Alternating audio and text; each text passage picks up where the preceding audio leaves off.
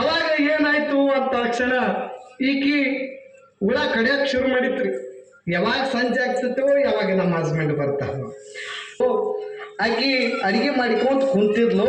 ಹಿಂಗ ಅಣಿಕೆ ಆಗಿತ್ತು ಮುದುಕಿ, ಇದು ಬರೋಬ್ಬರ ಸಮಯ ಅಂತ ತಿಳ್ಕೊಂಡು, ತಮ್ಮ ಇಲ್ಲಿ ಬಾ ಅಂತಂದ್ರು. ಆಗೈತಿ ಅಂತಂದ. ಏನಿಲ್ಲ, ಹೊಸ್ದಾಗಿ ಮದುವೆ ಮಾಡ್ಕೊಂಡಿದ್ದಿ, ನಿನಗೆ ಗೊತ್ತಿಲ್ಲ ನಾ ಕಾಣಕತ್ತೈತಿ ಅಂತಂದ್ರು. ಏನದು? ಆ ಹುಡುಗಿನ ಯಾರಂತ ಮಾಡಿದ್ದೀಯ ಅಂತಂದ್ರು. ಯಾರ ನಾನು ಹೇಳ್ತಿ ಅದಾಳ ಅಂತಂದ್ರು. ಮನುಷ್ಯ ನೀನು ತಪ್ಪು ತಿಳ್ಕೊಂಡಿವ, ರಾಕ್ಷಸಿ ಅದಾಳ ಅಂತಂದ್ರೆ. ನೋಡ್ರಿ, ರಾಕ್ಷಸ ಅದಾಳ, ರಾಕ್ಷಸಿ ಕೊಟ್ಟೇನೆ ಮದುವೆ ಮಾಡಿ.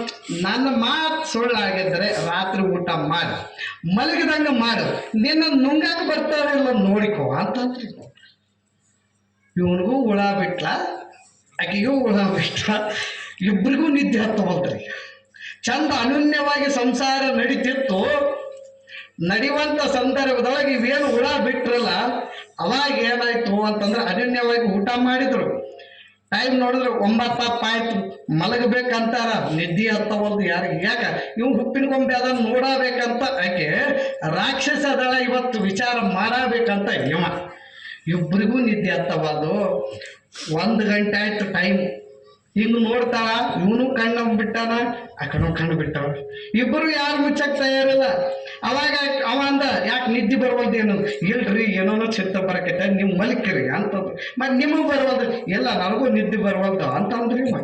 ಯಾಕ ಇವ್ರು ನಿದ್ದೆ ಮಾಡೋರು ಕೆಡಿಸಿದ್ರಲ್ರಿ, ನಿದ್ದೆ ಮಾಡಿದ್ರು ಕೆಡಿಸಿದ್ರಲ್ಲ. ಅವಾಗ 3 ಗಂಟೆ ಆಯ್ತು. ಮನುಷ್ಯ ದುಡಿದು ಬರ್ಬೇಕಂತ ಹೋಗಿದ್ದ ಮನುಷ್ಯ, ಭಾಳ ಹೆವಿ ಆಗಿತ್ತು ವರ್ಕ್. ಇನ್ನೇನು ಇಟ್ಟ ನಿದ್ದೆ ಮಾಡಬೇಕಂತ ಕಣ್ಣು ಮುಚ್ಚಿದ. ಈಕಿ ಕೇಳಿದ್ರಲ್ಲ, ಉಪ್ಪಿನ ಗೊಂಬೆ ಅದ ನೋಡ್ಬೇಕಾದ್ರೆ ಅಂತೇಳಿ.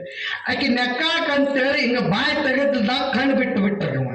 ಯಪ್ಪ ರಾಕ್ಷಸ ಐತಿ ಇದು ಅಂತಂದ್ರೆ. ಅಜ್ಜಿ ಹೇಳಿರ್ತಕ್ಕಂಥ ಮಾತು ಖರೆ ಐತಿ. ಇನ್ನೊಂದಿಟ್ಟು ಸಮಯ ಬಿಟ್ಟಿದ್ನಂತಂದ್ರೆ ನಾನು ನುಂಗೇ ಬಿಡ್ತಿತ್ತು ಅಂತ ತಿಳ್ಕೊಂಡೇವ. ಮುಂಜಾನೆ ಏನು ಹೇಳ್ತೇನ್ರಿ, 5 ಗಂಟೆಗೆ ಡೈವರ್ಸ್ ಕೇಸ್ ಅದು ಖರೆ ಅಂತ. ಅವಾಗ ಹೆಂಗಿರ್ತೈತ್ರಿ ಸಂಸಾರ?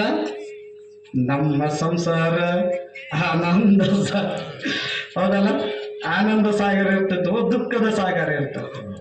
ಯಾಕೆ ಮಾತು ಅಂತಂದ್ರೆ, ಡೈವರ್ಸ್ ಆಗುವಂಥ ಪರಿಸ್ಥಿತಿ ಯಾಕೆ ಬಂತು ಅಂತಂದ್ರೆ, ನಾವು ನಮ್ಮಂತೆ ವಿಚಾರ ಎಲ್ಲ ಬೇರೆ ಇರ್ತಕ್ಕಂಥ ವಿಚಾರಗಳೇ ನಮ್ಮ ಹತ್ರ ಸುಳಿದಿರೋದ್ರಿಂದ ನಮ್ಮ ಸಂಸಾರವೇ ಕೆಡಿತು.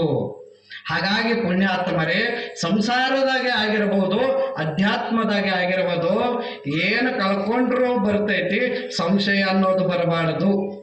ಸಂಶಯ ಅನ್ನತಕ್ಕಂಥದ್ದು ಬಂತು ಅಂತಂದ್ರೆ ಮನುಷ್ಯಾಗ ಏನಾಗ್ತದ ಅಂತಂದ್ರೆ, ನಿಮ್ಮ ಸಂಸಾರದೊಳಗೆ ಸಂಶಯ ಬಂತಂದ್ರೆ ಸಂಸಾರ ನಡೆಯಂಗಿಲ್ಲ.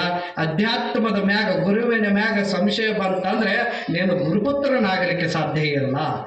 ಅದಕ್ಕಾಗಿ ಈ ಸಂಶಯ ಇರಬಾರ್ದು ಮನುಷ್ಯಾಗ ಅಂತ.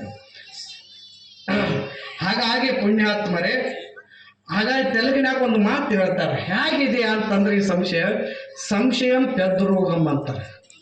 ಸಂಶಯ ಅನ್ನೋದು ಇದೊಂದು ದೊಡ್ಡ ರೋಗ ಅಂತ. ಹಾಗಾಗಿ ಈ ಸಂಶಯ ಅನ್ನತಕ್ಕಂಥದ್ದು ಮನುಷ್ಯನಿಗೆ ಇರಬಾರ್ದು.